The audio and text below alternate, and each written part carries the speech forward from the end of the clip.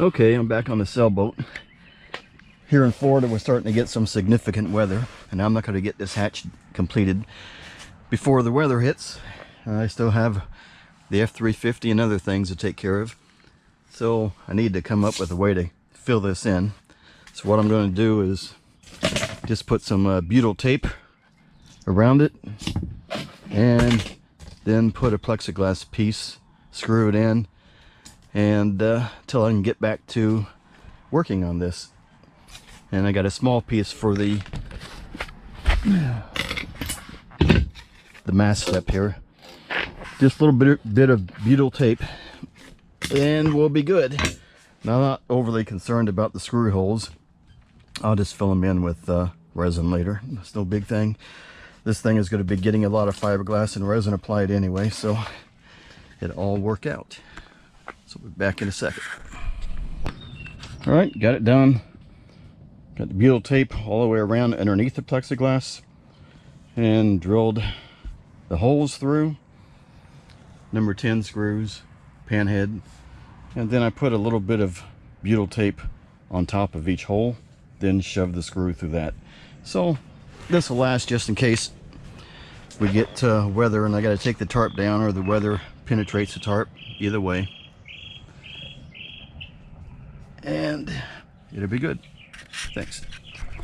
And over the mast step hole, I just put the butyl tape down and pressed the plexiglass piece right over it, and that's going to take a significant amount of force to pull that up, and I'm pretty sure wind is not going to do that. So we'll keep pest out, we'll keep the water out, at least until I get the rest of this thing finished. See you later. Also, yesterday I did this really quick, knowing that we were going to get some more weather coming in.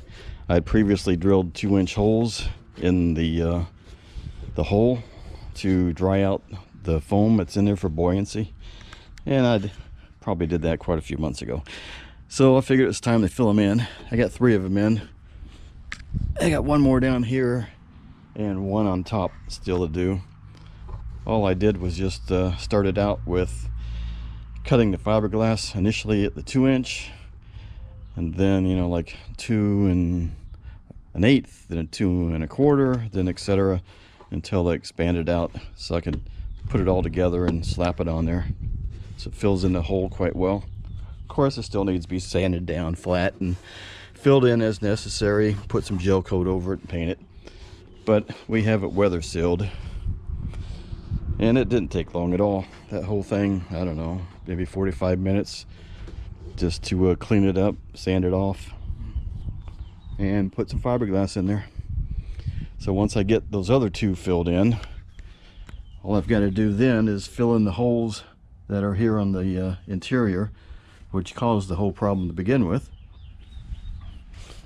and we'll be good. Just clean up and some paint, should be ready for a motor.